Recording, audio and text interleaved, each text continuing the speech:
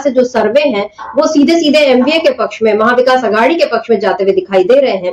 तो ऐसा तो नहीं हो सकता कि एक साथ सारे लोग गलत हो जाएं और केवल ईवीएम सही हो जाए। और ये ईवीएम सही कैसे हुई, यही इस समय का सबसे बड़ा सवाल है। और इसी सवाल पर अब आर पार की तैयारी में है इंडिया गठबंधन। तो किस तरह इंडिया गठबंधन ने छेड़ दी है एक नई लड़ाई, और इस लड़ाई में बीजेपी क्या टिक पाएगी मैदान में, आज इसी पर हम खरी खरी चर्चा करेंगे। हमारे साथ जुड़े हुए हैं अमलेंदु उपाध्याय जी। अमलेंदु जी नमस्कार, स्वागत है आपका इस कार्यक्रम में।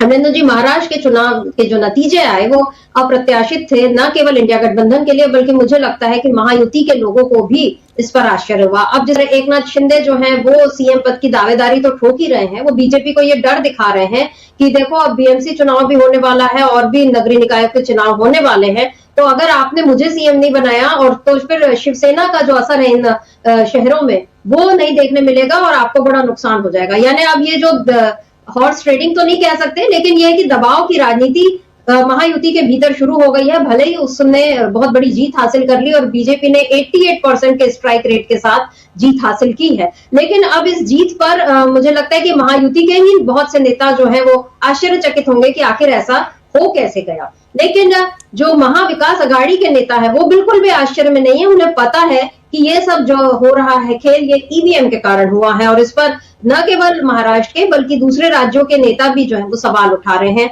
और कर्नाटक के गृह मंत्री जो है जी परमेश्वर, उन्होंने कहा ऐसा लगता है ईवीएम हैक होने के कारण हम महाराष्ट्र हार गए, ये हमारे नेताओं की राय है। और ये भी कि हम चुनाव के लिए उचित रणनीति बनाने में असफल रहे। यानी वो कहीं ना कहीं अपनी गलती भी मान रहे हैं लेकिन ईवीएम को जिम्मेदार ठहरा रहे हैं। तो इस पर जवाब दिया केंद्रीय मंत्री प्रहलाद जोशी ने और कहा कि मैं अब तक समझता था वो एक परिपक्व व्यक्ति हैं, लेकिन वो अब भी राहुल गांधी की तरह बात कर रहे हैं।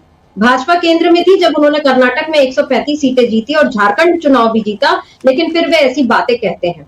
तो यहाँ पर अमलेंदु जी, ये जो जवाब देना चाहिए चुनाव आयोग को, वो जवाब दे रहे हैं कांग्रेस बीजेपी के नेता, बीजेपी के मंत्री। ये सारी चीजें क्या बता नहीं रही हैं कि जो अब चुनाव आयोग को बचाने की कोशिश मोदी सरकार ने शुरू कर दी, क्योंकि दोनों का मतलब एक दूसरे से सधता है। जब तक चुनाव आयोग जो राजीव कुमार है वो सुरक्षित रहेंगे तभी तक बीजेपी की भी इस तरह की जो नीतियां हैं कि हम किसी भी तरह से चुनाव जीत लें, जिन राज्यों को वो चाहती है, जैसे हम मान रहे हैं कि झारखंड में ठीक है उसने झारखंड छोड़ दिया, वहां पर उसने उतनी गड़बड़ नहीं होने दी, क्योंकि दोनों जगह एक साथ गड़बड़ करती तब तो और मुश्किल हो जाती। तो ये दिखाने के लिए, जैसा बर्टोल्ड ब्रेख्ट जो है जर्मन नाटककार दार्शनिक, उन्होंने ये कहा था कि अब छोटे छोटे न्याय कर दिए जाते हैं ताकि बड़े अन्याय पर से पर्दा ना उठे। क्या यहाँ पर वही खेल नजर आ रहा है? जो ब्रेख्ट की बात है वो सही होती नजर आ रही है क्या यहाँ? देखिए मित्रा जी, एक तो बीजेपी ने जो महाराष्ट्र में किया वो कोशिशें तो झारखंड में भी की थी कि वहाँ भी इस तरीके से किया जाए, लेकिन वहाँ कामयाब नहीं हुए, या कहिए कि वहाँ रुक गए कि फिर आगे बढ़े नहीं। उसके दो कारण हैं। महाराष्ट्र की जीत जिस तरीके से लोगों को पच नहीं रही है और सवाल उठ रहे हैं कि महाराष्ट्र में बीजेपी ऐसे कैसे आ सकती है जीत कर।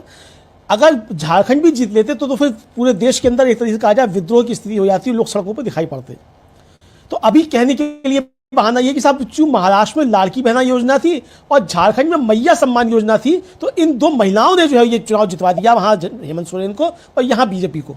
ये बहाना भी बनाया जा सके ताकि मशीनों के जरिए जो काम किया गया है और चुनाव आयोग के जरिए जो काम किया गया है उस पर पर्दा डाला जा सके महिलाओं के नाम पे। तो ये एक रणनीति भारतीय जनता पार्टी ने अपनाई। और ये मुझे लगता है समिता जी, ये जब राजीव जी हमारे जो एडिटर इन चीफ हैं वो जब महाराष्ट्र में थे, वहाँ से न्यूज़ पॉइंट कर रहे थे, तो हमारे जो वरिष्ठ साथी हैं प्रशांत टंडन जी, उन्होंने वहीं से ये सवाल उठाया था कि भाई ऐसा कैसे हो सकता है कि आप कहें कि साहब वो लाड़की बहना योजना जो है वो महाराष्ट्र में तो काम कर रही है, लेकिन मैया सम्मान योजना वो झारखंड में काम नहीं कर रही है। तो बीजेपी को लग गया कि ये सवाल उठना अगर शुरू हो गए हैं तो चुनाव के बाद ये सवाल उठेंगे कि ऐसा कैसे हो गया कि साहब लाड़की बहना योजना के नाम पे जो है आप महाराष्ट्र जीत गए और हेमंत सोरेन झारखंड हार गए। तो जो काम उन्होंने महाराष्ट्र में किया वो काम करते करते वो झारखंड में रुक गए। और इसलिए रुक गए समिता जी, चूंकि जो सामने आई हैं चीज़ें वो ये आई हैं कि लगभग 80 लाख वोट जो हैं वो चुनाव के बाद चुनाव आयोग ने बढ़ा दिए महाराष्ट्र में लगभग 8% के आसपास, और झारखंड में वो वोट बढ़ा सिर्फ 1% के आसपास। और 1% वोट बढ़ने का नतीजा झारखंड में दिखाई पड़ता है कि वहां इंडिया गठबंधन थंपिंग मेजोरिटी के साथ 2/3 बहुमत के साथ आ रहा है, और 3/4 बहुमत के साथ महायुति जो है वो 8% वोट बढ़ने के साथ आ रहा है महाराष्ट्र में। तो ये किस तरीके से किया गया, तो ये आया। इसी को लेकर जो दिग्विजय सिंह हैं, कांग्रेस के महासचिव भी रहे हैं और राज्यसभा के सदस्य भी हैं और मध्य प्रदेश के पूर्व मुख्यमंत्री हैं, उन्होंने सुबह एक ट्वीट किया समिता जी, और उन्होंने उस ट्वीट पे लिखा कि महाराष्ट्र के चुनाव में वही हुआ जो बीजेपी चाहती थी। उन्होंने 148 उम्मीदवार खड़े किए, जिसमें से 132 जीत गए। स्ट्राइक रेट 89% है। वे यदि चाहेंगे तो शिवसेना शिंदे व एनसीपी अजीत पवार के बिना भी सरकार बना सकते हैं। यह चुनाव बीजेपी फॉर इंडिया यानी बीजेपी ने पूरा ईवीएम के माध्यम से टारगेटेड पोलिंग बूथ्स पर मैनिपुलेट कर जीत हासिल की है। लोग कहेंगे फिर झारखंड में कैसे हार गए। आप ही सोचिए, नरेंद्र मोदी जी, अमित शाह जी के लिए क्या झारखंड से महाराष्ट्र अधिक महत्वपूर्ण नहीं है? इंडिया गठबंधन को चुनाव आयोग के व्यवहार पर और ईवीएम द्वारा चुनाव कराए जाने के विषय पर तत्काल चर्चा करना चाहिए, ये कहना है दिग्विजय सिंह का चुनाव आयोग की भूमिका और मशीनों की भूमिका को लेकर। समिता जी, अब ये चीज़ें चल रही हैं जिस तरीके से संजय राउत ने साफ तौर पे कहा कि बैलेट पेपर से जो नतीजे आ रहे हैं उसमें 140-145 सीटों पर महाविकास आघाड़ी आगे दिखाई पड़ता है, लेकिन मशीनें आती हैं तो महायुति जो छप्पर फाड़ कर जीत कर आ जाता है। और जो गुरदीप सप्पल हैं, कांग्रेस के प्रवक्ता भी हैं, उन्होंने कल एक ट्वीट किया था कि नांदेड़ की जो लोकसभा सीट है समिता जी, लोकसभा चुनाव हुआ तो नांदेड़ लोकसभा सीट पर आने वाली सारी की सारी विधानसभा सीटें कांग्रेस जीती। विधानसभा चुनाव आता है 4 महीने के बाद, तो आप 4 महीने बाद जो है वो सारी की सारी सीटें कांग्रेस हार जाती है और बीजेपी जीत जाती है। इन 4 महीनों में आखिर बीजेपी ने ऐसा कौन सा करिश्मा कर दिया, ऐसा कौन सा काम कर दिया कि 4 महीने में वो सारी की सारी सीटें कांग्रेस हार जाती है और बीजेपी सारी की सारी सीटें जीत जाती है? तो निश्चित तौर पर सवाल तो उठेंगे ईवीएम मशीनों को लेकर। और जैसा कि आपने बताया, मुझे भी सूचना ये है कि इंडिया गठबंधन ने, मतलब महाविकास आघाड़ी ने अपने तमाम प्रत्याशी जो हारे हुए हैं, उनसे 200 से ज़्यादा जो प्रत्याशी उनको कहा है कि वो अपना आंकड़े जुटाएं और वीवीपैट मशीनों से उसकी मिलान कराने की वो याचिका चुनाव आयोग में दायर करेंगे कि वो वीवीपैट मशीनों से कराया जाए। और जब वीवीपैट मशीनों से किया जाएगा तो जिन मशीनों पर गड़बड़ का उनको संदेह होगा वो वहाँ कराई जाएगी, तो बहुत सी सारी चीज़ें तब भी खुलकर सामने आ सकती हैं। अब चुनाव आयोग उसके लिए क्या करता है वो देखना होगा, चूँकि सारे सवाल तो चुनाव आयोग और मुख्य चुनाव आयुक्त तो राजीव कुमार पर ही उठ रहे हैं, और संदेह के घेरे में या कहें आरोपों के घेरे में मुख्य चुनाव आयुक्त तो राजीव कुमार खुद हैं कि ये चुनाव ना नरेंद्र मोदी की जीत है, ना ये जीत महायुति की है, ना ये एकनाथ शिंदे की लाल की बहना योजना की जीत है। ये जीत सीधे सीधे मुख्य चुनाव आयुक्त तो राजीव कुमार की जीत है। भारतीय जनता पार्टी को खुले मन से राजीव कुमार जी को धन्यवाद अदा करना चाहिए समिता जी। जी, जस्टिस चंद्रचूड़ ने तो जाते जाते ये कहा था कि देखना होगा कि इतिहास मेरा आकलन किस तरह से करेगा। वो बड़े उत्सुक थे ये देखने के लिए कि उनको किस तरीके से लोग याद करेंगे, और आज जिस तरीके से संजय राउत ने उनको याद किया तो अब उनको ये हिंट मिल गया होगा कि उनको कैसे याद किया जाएगा आगे। और संभल का भी जो मामला है उस पर भी उन पर ही सवाल उठ रहे हैं कि उन्होंने अगर ये वर्शिप एक्ट जो था 91 वाला, अगर उसके खिलाफ, मतलब उसको दरकिनार करके एक तरीके से ये जो मस्जिद के सर्वेक्षण वगैरह की अनुमति दी, तो उसके बाद जो माहौल बना है, खैर बटेंगे कटेंगे जैसी चीजें अब दिख रही है कि असली खेल क्या है बीजेपी का। और लेकिन अभी हम बात कर रहे हैं कि ईवीएम की, और इस पर सीधे सीधे आपने सही कहा कि जो जवाब देने की जो जिम्मेदारी बनती है वो राजीव कुमार पर बनती है। वो शायरी सुनाकर चुप कराते रहे हैं लोगों को, लेकिन और जब उनको जवाब देने की बारी आती है तब भी वो मौन धारण कर लेते हैं, या हम देख रहे हैं अभी कि किस तरीके से उनका बचाव करने के लिए बीजेपी के लोग आगे आ रहे हैं। लेकिन पवन खेड़ा ने अभी 2 दिन पहले जब एक प्रेस कॉन्फ्रेंस की थी, मतलब नतीजों के बाद ही जो कांग्रेस ने प्रेस कॉन्फ्रेंस की थी और कुछ जरूरी बातें कही थी, अगर वो बाइट हमारे पास है जिसमें उन्होंने ये कहा कि चुप रहना कोई जवाब नहीं होता, ये पवन खेड़ा ने बहुत जरूरी बात कही। महाराष्ट्र के नतीजों को लेकर कुछ गंभीर सवाल उठाए थे, ईवीएम को लेकर बात की थी। क्या कुछ एकनाथ शिंदे जो हैं वो सीएम पद की दावेदारी तो ठोक ही रहे हैं, वो बीजेपी को ये डर दिखा रहे हैं कि देखो अब बीएमसी चुनाव भी होने वाला है और भी नगरीय निकायों के चुनाव होने वाले हैं, तो अगर आपने मुझे सीएम नहीं बनाया और तो फिर शिवसेना का जो असर है इन शहरों में वो नहीं देखने मिलेगा और आपको बड़ा नुकसान हो जाएगा। यानी अब ये जो हॉर्स ट्रेडिंग तो नहीं कह सकते, लेकिन यह है कि दबाव की राजनीति महायुति के भीतर शुरू हो गई है। भले ही उसमें मौन होता है, वो सहमति का सूचक भी होता है। तो अब अगर चुनाव आयोग चुप है तो इसका मतलब या तो वो मान रहा है कि विपक्ष जो आरोप लगा रहे हैं वो सही है, और अगर वो जवाब नहीं दे रहा तो इसका मतलब वो कहीं ना कहीं अपनी ही किसी करतूत को छुपा भी रहा है। हरियाणा का मुद्दा उठाया पवन खेड़ा ने, और इस बारे में एक अपडेट है अमरिंदु जी, जिसमें जो 5 तारीख को हरियाणा में अक्टूबर को जब चुनाव हुए थे और तभी से विपक्ष ने ये आरोप भी लगाया था और उसका 20 सीटों पर कम से कम उसने दिया था, लेकिन फिर चुनाव आयोग ने उसकी याचिका को खारिज कर दिया था। लेकिन अब हरियाणा कांग्रेस ने पंजाब हरियाणा हाईकोर्ट को तक वो पहुंच गया है, और इसमें जो कांग्रेस प्रदेश अध्यक्ष हैं चौधरी उदयभान, उन्होंने ये कहा है कि भारतीय जनता पार्टी ने ईवीएम हैक करने की जो गड़बड़ी की है और इसकी जांच की मांग की है। इसको लेकर एक याचिका पंजाब एंड हरियाणा हाईकोर्ट में अब जमा की गई है और इसमें कांग्रेस ने 27 सीटों पर गड़बड़ी की आशंका जताई है और आचार संहिता के उल्लंघन के आरोप बीजेपी पर लगाए हैं और ये कहा है कि चुनाव से ठीक पहले किसानों के खाते में पैसे डालना, युवाओं को नौकरियां देना और ये सरकारी मशीनरी का दुरुपयोग करना, ये सब काम बीजेपी ने किए ताकि वो चुनाव जीते। और ये भी कहा कि कई विधान सीटों पर ईवीएम में गड़बड़ी की गई, कई ईवीएम की बैटरी 90 और 100% तक चार्ज थी और ये मतलब अब इस पर देखना होगा कि ये जो मामला दर्ज हुआ है हाईकोर्ट में, अब इस पर हाईकोर्ट क्या निर्देश देता है, क्योंकि इसी तरह की बात जो थी जब चंडीगढ़ चुनाव के बाद हाईकोर्ट में हुआ था, लेकिन मामला फिर पहुंचा सुप्रीम कोर्ट तक और वहां सुप्रीम कोर्ट ने देख लिया कि हाँ ये तो साफ साफ दिख रहा है कि अधिकारी जो है वो गड़बड़ कर रहा है। लेकिन अब यहाँ पर ईवीएम की बात है, यहाँ पर हाथ से या जो उस पर गड़बड़ी नहीं कर सक रहे और सीसीटीवी का कोई फुटेज नहीं है, लेकिन कांग्रेस ने बाकायदा सारे सबूत जुटाए हैं हरियाणा में और अब महाराष्ट्र को लेकर भी यही बात कह रहे हैं। जैसे पवन खेड़ा ने कहा कि वो बाकायदा लिस्ट है कि कहां पर हरी स्याही कहां लाल स्याही, जिससे पता चले कि किन नामों को हटाना है, किन को जोड़ना है। और उसके अलावा सुप्रिया सुले ने भी कहा कि हम सारे सबूत जुटा रहे हैं, डीके शिव कुमार ने भी ये सारी बातें कही। ये अमलेंदु जी जो लड़ाई हो रही है आर पार की, ये आपको क्या लगता है किस अंजाम पर पहुंचती दिखेगी और इसके आखिर में क्या बीजेपी खुद को हार के किनारे पर महसूस करेगी? अब देखिए संबिता जी, लड़ाई अब बढ़ेगी, अब ये थमने वाली नहीं है, क्योंकि अभी तक जो था वो केवल हरियाणा की बात हो रही थी और अब इस पे महाराष्ट्र आ गया और बार बार यही कहा जा रहा था चुनाव से पहले भी कि बीजेपी महाराष्ट्र में भी हरियाणा वाला खेल करेगी। अब वो बीजेपी करेगी या चुनाव आयोग या राजीव कुमार जो भी करेंगे, मतलब जो भी जिसने भी किया हो वो खेल होगा, इस तरीके की बातें कही जा रही थी और ये बात अब सच साबित होती नजर आ रही है।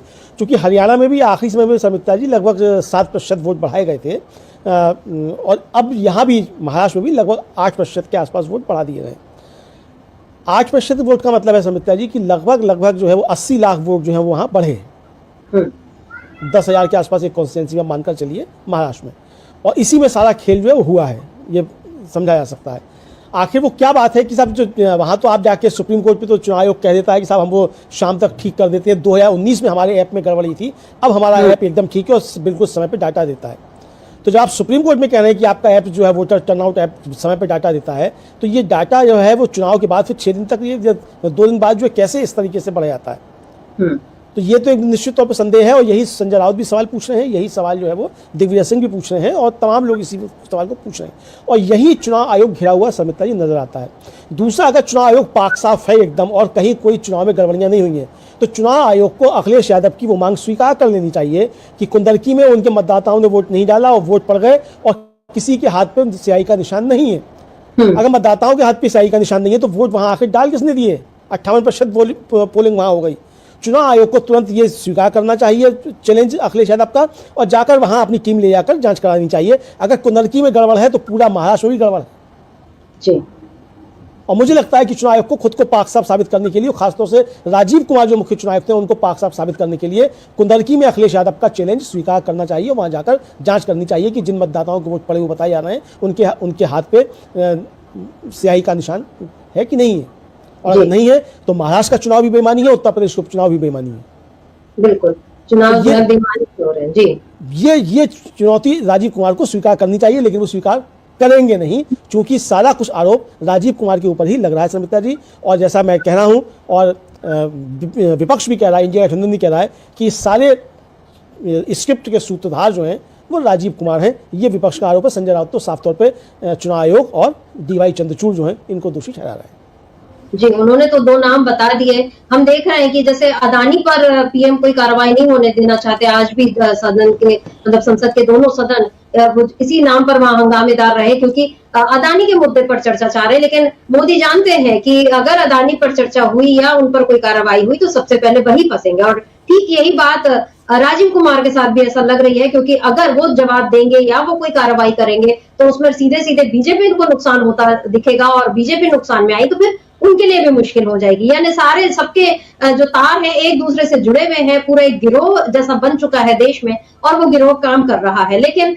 अभी भी विपक्ष जो है उसके हौसले कम नहीं पड़े हैं। आज जिस तरीके से इंडिया गठबंधन ने बिल्कुल आर पार की लड़ाई का ऐलान कर दिया है, वो कह रहे हैं कि हम सबूत जुटाएंगे और सबूत सामने रखेंगे। और ठीक है, चुनाव आयोग इन सबूतों को नहीं देखेगा, लेकिन अदालत को तो ये सबूत देखने पड़ेंगे, उसके बाद भले फैसला चाहे वो जो दे। लेकिन अगर ये बात अदालत तक भी पहुंचती है तो उसमें सवाल जो है वो बीजेपी पर उठेंगे और जनता भी फिर देखेगी कि किस तरीके से सारा खेल हो रहा है। अखिलेश यादव का आपने जिक्र किया, अखिलेश यादव ने क्या कुछ कहा है हम अपने दर्शकों को सुना देते हैं। उन्होंने तो ये भी कहा कि आप फिर से चुनाव करा लीजिए और फिर देख लेते हैं क्या होता है। और जो आपने बात कही कि उंगलियों पर स्याही के निशान नहीं थे, इसका मतलब है कि कहीं कोई गड़बड़ हुई है। और एक दिलचस्प बात मुझे ये भी लगती है अमलिंदु जी, मतलब जैसे हम अनिल मसीह जो चंडीगढ़ चुनाव का पूरा जिन्होंने वो किया, खेल किया, जिन पर लोकतंत्र की हत्या का आरोप लगाया सुप्रीम कोर्ट ने, लेकिन उन पर कोई कार्रवाई होते हमने देखी नहीं कि उनको कोई सजा मिली हो, ऐसा सुनने में नहीं आया। इसी तरीके से पहले जो चुनाव हुए थे उसमें ये दिख रहा था कि एक ही जो लड़का है वो मेरा ख्याल है नाबालिग था वो लड़का, और वो बार बार ईवीएम को दबा रहा था और उसके वीडियो बनाकर। लेकिन ऐसे जितने भी मामले आते हैं, बहुत सारी गड़बड़ियां, कहीं ईवीएम किसी की गाड़ी में पकड़ाई जाती है, और भी इस तरह की चीजें होती है, तो उन पर तुरंत खबर आ जाती है, थोड़ी देर का हल्ला हो जाता है, लेकिन ये इनको ऐसा करने वालों को कोई सजा मिलती है, कोई मिसाल कायम की जाती है, ये चीज कभी भी देखने नहीं मिली। और यही बात जो है वो अभी तक मुझे लगता है कि बीजेपी को बचाते आई है। बहरहाल सुन ले, मौन होता है वो सहमति का सूचक भी होता है। तो अब अगर चुनाव आयोग चुप है तो इसका मतलब या तो वो मान रहा है कि विपक्ष जो आरोप लगा रहे हैं वो सही है, और अगर वो जवाब नहीं दे रहा तो इसका मतलब वो कहीं ना कहीं अपनी ही किसी करतूत को छुपा भी रहा है। हरियाणा का मुद्दा उठाया पवन खेड़ा ने, और इस बारे में एक अपडेट है अमरिंदु जी, जिसमें जो 5 तारीख को हरियाणा में बता दिया कि मिल्कीपुर में चुनाव नहीं करवाने या जो चुनाव की तारीखें बढ़वाने, इन सब के पीछे क्या कारण थे और किस तरह बीजेपी ने सारा खेल किया है, चुनाव आयोग ने सारा खेल किया है। और यहाँ पर अमरिंदु जी, यहाँ ये दिख रहा है कि चाहे हम सुप्रिया सुले की बात सुने, चाहे हम डीके शिव कुमार की बात सुने, चाहे हम पवन खेड़ा की बात सुने, उदित राज की बात सुने, संजय राउत की बात सुने, अलग अलग दलों के नेता, सारे के सारे इंडिया गठबंधन के नेता, यहाँ पर इंडिया गठबंधन को एक बार फिर से एकजुट होने का मौका क्या चुनाव आयोग ने दे दिया, और क्या इस तरह से बीजेपी के लिए एक और बड़ी चुनौती तैयार कर दी। क्योंकि ऐसा नहीं था कि हरियाणा के बाद महाराष्ट्र बहुत आसान रहा मोदी के लिए, उनको वहां पर कैसे भड़काऊ बयान देने पड़े, झारखंड में क्या खेल करना पड़ा, और आखिर में महाराष्ट्र में बेईमानी से चुनाव जीतना पड़ा, ये समझ में आ गया। तो ये तो दिख रहा है कि जनता मोदी के साथ नहीं है, लेकिन फिर भी बीजेपी ये बता रही है कि हम तो बार बार जीत रहे हैं और जनता हमारे साथ है। लेकिन अब इंडिया गठबंधन जिस तरीके से एकजुट हो गया, क्योंकि बीजेपी ने ये मान लिया था, मोदी ने अपने जो बीजेपी मुख्यालय वाले भाषण में फिर कहा था कि कांग्रेस जो है परजीवी है और वो अपने साथियों को खत्म कर देती है। यहाँ दिख रहा है क्या कि कांग्रेस खत्म हो रही है या उसके साथी खत्म हो रहे हैं, बल्कि वो लोग तो ऐसा लग रहा है कि और नए जोश से भरकर लड़ने के लिए तैयार हो गए हैं। क्या ऐसे में बीजेपी और राजीव कुमार दोनों ने अपने लिए मुसीबत खड़ी कर ली है? निश्चित तौर पर समिता जी, बीजेपी और राजीव कुमार दोनों के लिए मुसीबत है, और इंडिया गठबंधन इसी तरीके से एकजुट रहा और अपनी कार्रवाई करता रहा और राजनीतिक दलों की भूमिका निभाता रहा, तो दोनों के लिए संकट बढ़ने वाला है, राजीव कुमार के लिए भी और भारतीय जनता पार्टी के लिए भी। क्योंकि ये मसला इतना आसान नहीं है कि मोदी जी जीत के ले जाएंगे महाराष्ट्र इस तरीके से और जनता भी इसको स्वीकार कर लेगी, जनता भी स्वीकार नहीं कर रही है। और आप देखिए कि जिस तरीके से प्रतिक्रियाएं सामने आ रही हैं और जो चल रहा है वहाँ महाराष्ट्र में इस समय एकनाथ शिंदे और अजीत पवार के साथ, उससे साफ समझा सकता है कि एकनाथ शिंदे और अजीत पवार को भी भरोसा नहीं था कि बीजेपी इतना ज़्यादा मैनेज कर लेगी, वरना वो पहले से और तैयारियां करते, फिर कुछ और तैयारियां करते। तो वहाँ बीजेपी ने कर दिया और बीजेपी जो है वो अपना काम वहाँ करने जा रही है। तो ये चीज़ें बीजेपी के लिए निश्चित तौर पर मुसीबत बनेंगी, क्योंकि जब जन आंदोलन खड़ा होगा, हम लोग लगातार इस बात को कहते रहे समिता जी, हरियाणा चुनाव के बाद भी हमने कहा था कि सिर्फ ये मांग पत्र देने और चुनाव आयोग को जाके ज्ञापन देने और डेलीगेशन मिलाया, इससे काम नहीं चलने वाला है। लोकतंत्र है, लोकतंत्र में लोकतांत्रिक तरीकों से ही चीज़ें होती हैं। ज्ञापन उसका एक प्रक्रिया का हिस्सा है, वो आपने दे लिया, लेकिन उसके बाद भी अगर नहीं सुना जा रहा है तो फिर लोकतंत्र में आंदोलन ही आखिरी रास्ता होता है और आंदोलन करना पड़ेगा। आपने हरियाणा के बाद कांग्रेस ने अगर आंदोलन किया होता और चुनाव आयोग की जिम्मेदारी तय की होती और सिर्फ बयानबाजी और सोशल मीडिया तक शामिल नहीं रहते, तो आज महाराष्ट्र में इस तरह की चीज़ें देखने को नहीं मिलती। क्योंकि चुनाव आयोग को लग गया कि ये ठीक है, आके ज्ञापन देंगे, फिर कुछ दिन कहेंगे चुनाव आयोग बेईमान है, राजीव कुमार बेईमान है, भद्दी शायरियाँ सुनाते हैं, और फिर सब इसी तरीके से हो जाएगा और फिर आगे इसी काम पे जो राजीव कुमार जुट जाएंगे। तो ये जिस तरीके से समिता जी, इस पर साफ तौर से समझा सकता है कि एक जन आंदोलन खड़ा करना पड़ेगा। दिग्विजय सिंह भी यही बात कह रहे हैं, संजय राउत भी यही बात कह रहे हैं, और अब लग रहा है कि शायद इंडिया गठबंधन इस पर चर्चा करेगा, क्योंकि सुप्रिया सुले भी कह रही हैं कि वो इंडिया की बैठक में, इंडिया अलायंस की बैठक में जा रही हैं और उसमें फिर आगे की रणनीति तय की जाएगी। ईवीएम मशीनों को लेकर क्या है, जी परमेश्वर जो कर्नाटक के गृह मंत्री हैं उनका भी बयान है, डीके शिव कुमार जो उप मुख्यमंत्री हैं कर्नाटक के, उनका भी बयान है। सब इसी तरफ इशारा कर रहे हैं कि अब ईवीएम के मसले को ऐसे आसानी से नहीं छोड़ा जाएगा। ईवीएम प्लस साथ में जिस तरीके से हेराफेरी की गई वोटर लिस्ट में, वो एक बड़ा मसला है। तो यानी कई स्तर पर राजीव कुमार जी ने भारतीय जनता पार्टी की सेवा की है। विपक्ष के आरोपों से ऐसा समझा जा सकता है, ऐसा लगता है जी। और अमलेंदु जी, हरियाणा और महाराष्ट्र में फर्क यह है कि हरियाणा में कांग्रेस अकेली थी, मतलब हारी भी तो कांग्रेस हारी तो इसीलिए ठीक है, लोगों ने तंज भी कसे कि भाई तुम अगर साथ में लड़े होते, अगर सपा भी साथ में होती तो, या आपके साथ गठबंधन कर लिया होता तो नतीजे कुछ और होते, या अगर हारती भी तब भी ये जो इंडिया गठबंधन जो है वो तब वहां पर भी मिलकर लड़ाई लड़ता दिखता है, लेकिन वहां पर कांग्रेस अकेली थी। लेकिन यहाँ पर तो हम ये देख रहे हैं कि पूरी के पूरे जो इंडिया गठबंधन है उसके हित जो है वो दांव पर लगे हैं, क्योंकि सपा ने जो यूपी में जो नुकसान उसका हुआ और महाराष्ट्र में तो तीनों दलों का जो नुकसान हुआ। और इसके पीछे एक खेल ये भी नजर आता है कि जो असली शिवसेना कौन सी और असली एनसीपी कौन सी है, ये इसका भी जवाब बीजेपी चाहती थी कि भाई जल्दी से जल्दी जनता तक पहुंचा दिया जाए ताकि शरद पवार और उद्धव ठाकरे इनको चुप करा दिया जाए। हालांकि ऐसा अभी लग नहीं रहा है। संजय राउत का जो बयान है उससे समझ में आ रहा है कि उद्धव ठाकरे वाली शिवसेना अभी भी लड़ने के लिए तैयार है। और उधर सुप्रिया सुले का बयान, ठीक है, शरद पवार अभी ये कह रहे हैं कि लाड़की बहन योजना का फायदा हुआ और ईवीएम पर अभी मुझे पूरे डिटेल देखना पड़ेगा, उसके बाद मैं कुछ कहूंगा। तो उन्होंने अपने अनुभव के आधार पर ये बात कही, लेकिन सुप्रिया सुले ने तो ये कह दिया, इसका मतलब कि एनसीपी और यूबीटी शिवसेना ये सभी अभी इस मुद्दे पर कांग्रेस के साथ है। सपा भी उसने कह दिया, अखिलेश यादव ने, कि हम लड़ाई लड़ने के लिए तैयार हैं। इधर आज जो सदन जो स्थगित हुए, इसकी आशंका बीजेपी को पहले से थी। बीजेपी अच्छे से जानती है कि कौन से मुद्दे उठाए जाएंगे और कौन किन मुद्दों पर विपक्ष चाहेगा कि हम जवाब दें, लेकिन हमको जवाब देने से बचना है तो उसकी क्या तैयारी की जाए, इसकी एक झलक आज मोदी ने फिर अपने जो पहले वो सदन के भीतर जाते हैं उसके पहले जो संबोधित करते हैं उसमें उन्होंने आज ये कह दिया कि सदन में स्वस्थ चर्चा हो और अधिक से अधिक लोग इसमें योगदान दें, लेकिन दुर्भाग्य से विपक्ष के जो लोग हैं अपने स्वार्थ के लिए संसद को हुड़दंगबाजी से कंट्रोल करने का लगातार प्रयास कर रहे हैं। और उसके बाद उन्होंने ये कहा कि जनता ने जिसको 80-90 बार रिजेक्ट कर दिया और जिनको नकार दिया वो संसद में चर्चा नहीं होने देते हैं। उनका अपना मकसद तो सफल नहीं होता, लेकिन देश की जनता उनके सारे व्यवहार को देखती है और जब समय आता है तो उन्हें सजा भी दे देती है। तो अब अमलेंदु जी, सवाल ये है कि क्या मोदी के लिए हरियाणा या महाराष्ट्र ये पूरा देश है? क्योंकि अगर जनता ने सजा दी तो फिर जम्मू कश्मीर में क्या बीजेपी को सजा मिली या झारखंड में बीजेपी को सजा मिली, सवाल ये भी उठता है। फिर बात यह है कि 80-90 बार जो बोल रहे हैं मोदी की, उनका सीधा इशारा कांग्रेस की तरफ है कि भाई आप पर हार रहे हो फिर भी आप सदन में आवाज उठाने की हिम्मत रख रहे हो। क्या ये पूरी तरीके से अलोकतांत्रिक बयान नहीं है? क्या यहाँ पर मोदी साफ साफ ये नहीं बता रहे कि मैं विपक्ष की आवाज को कुचलूंगा चाहे कुछ भी करना पड़े? ये क्या उन्होंने संदेश दे दिया? और जब कल वो संविधान दिवस मनाएंगे, आज से उसके लिए सारे वो प्रहसन भी शुरू कर दिए गए। ऐसे में मोदी का ये जो बयान है इसको आप किस तरह से देखते हैं? एक तो समिता जी, कल चूंकि संविधान दिवस है और प्रियंका गांधी को कल होना था लोकसभा में, तो लोकसभा जो है वो 27 तक के लिए स्थगित हो गई है, अभी तक जो सूचनाएं हैं। तो कितना संविधान के प्रति सम्मान है ये समझा जा सकता है कि संविधान दिवस के दिन लोकसभा स्थगित है और वो 27 को चलेगी। तो आप समझ सकती हैं संविधान को लेके मोदी जी का कितना प्रेम है। और ये संविधान ही गले में मुसीबत बन रहा है इस पार्टी की, भारतीय जनता पार्टी के। तो संविधान से चिढ़ जो है वो समझ में भी समिता जी साफ तौर पर आती है। अब जिस तरीके से मोदी ने आज जो बात कही है समिता जी, तो हम मोदी जी से इसके अलावा कोई आशा कर भी नहीं सकते कि वो अपना जो रूप है असली वो दिखाएंगे इस तरीके से। आज उन्होंने अपना वो असली रूप दिखाया है कि वो विपक्ष को किस तरीके से कुचलने के लिए तैयार है, लेकिन विपक्ष कुचलने को खुद तैयार नहीं है। वो कह रहा है कि आओ 2-2 हाथ करेंगे और लोकसभा में ही 2-2 हाथ करेंगे, वरना आज भी संसद चलने दी जाती है। अगर मोदी जी का इतना छप्पर फाड़ के बहुमत आया हुआ है लोकसभा में और महाराष्ट्र की जीत का इतना नशा है, तो फिर संसद में सामना करना चाहिए था विपक्ष का। चूंकि संसद में विपक्ष का सामना ना करना पड़े तो संसद स्थगित करवा दी गई।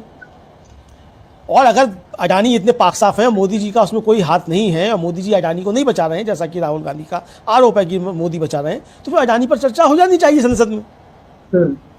जेपीसी बन जाए अडानी पर, क्या दिक्कत है? लोकसभा राज्यसभा दोनों में हो इस पर चर्चा और जेपीसी बन जाए, अडानी की जाँच हो जाए। लेकिन अडानी की अगर जाँच होगी तो मोदी जी खुद फंस सकते हैं, जैसा कि राहुल गांधी का कहना है। अब मोदी ही अडानी है, अडानी ही मोदी है, इस तरह की बातें विपक्ष करता रहता है। अब मोदी ही अडानी है और अडानी ही मोदी है कि नहीं हमें नहीं मालूम, लेकिन अगर ये आरोप लग रहे हैं तो मोदी जी को इन आरोपों से बरी होने के लिए जेपीसी की जांच करवा देनी चाहिए, अडानी को गिरफ्तार करवा के अमेरिका को सौंप देना चाहिए। तो लेकिन अडानी के बचाव में मोदी जी क्यों कूद रहे हैं? अगर अडानी से कोई संबंध नहीं है, महाराष्ट्र के चुनाव में अगर अडानी की भूमिका नहीं है, जैसा कि विपक्ष का आरोप है कि हजारों करोड़ रुपया अडानी का खर्च हुआ है महाराष्ट्र के चुनाव में भारतीय जनता पार्टी के लिए, अगर ऐसा नहीं है तो अडानी पर कोई जांच कराने के लिए मोदी जी तैयार क्यों नहीं है? ये सवाल तो उठता है। तो ये सवाल ना उठे, मुझे लगता है इसके लिए मोदी जी को अडानी की जांच भी करवानी चाहिए और अमेरिका जो उनको मांग रहा है तो अमेरिका को सौंप भी देना चाहिए अडानी को कि अडानी जाओ, अब अमेरिका जाओ, वहाँ जाके सामना करो। और आप अडानी अगर पाक साफ है तो वहाँ से भी पाक साफ होकर आ जाएंगे। अगर यहाँ मोदी जी की नज़र में पाक साफ है अडानी, तो वहाँ जाके काले थोड़ी हो जाएंगे, वहाँ भी पाक साफ रहेंगे फिर कानूनी तौर पर। तो अडानी जाए, वहाँ जाके सामना करें। मोदी जी कहें अडानी से रात को 8 बजे आके घोषणा कर दें कि अडानी जी जा रहे हैं अमेरिका, FBI के सामने उपस्थित होंगे और वहाँ की कोलंबिया की जो अदालत है वहाँ जाएंगे, सामना करेंगे, क्योंकि अडानी जी पाक साफ है, उन्होंने किसी को रिश्वत दी ही नहीं है। लेकिन ऐसा नहीं हो सकता, चूंकि मोदी जी समझते हैं कि अडानी के फंसने का मतलब है कि मोदी जी निशाने पर आएंगे, विपक्ष उनको घेरेगा, तो इसीलिए संसद नहीं चलने दी जाएगी। और ये पूरा सत्र मुझको लगता है समिता जी अडानी के मसले पर ऐसे ही निलंबित रहेगा जैसे आज हुआ है।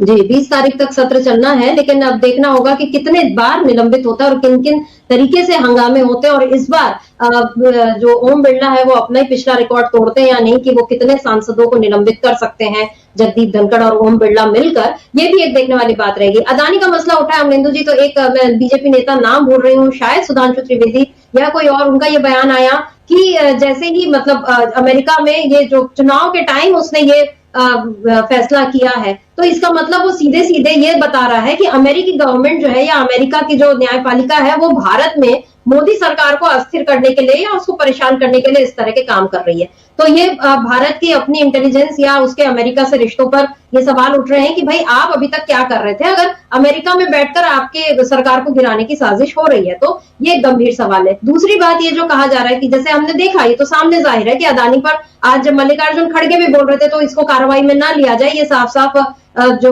उपराष्ट्रपति उन्होंने कह दिया राज्यसभा में। तो इसका मतलब अदानी पर बात नहीं होगी, ये मोदी सरकार बिल्कुल सुनिश्चित करा रही है और इसीलिए सदन जो है वो स्थगित होते रहेंगे, ऐसा हमारा अनुमान है। उधर ये कहा जा रहा है कि ईवीएम के जो धांधली है उससे ध्यान हटे, इसलिए ये संभल का मुद्दा जो खड़ा हो गया है।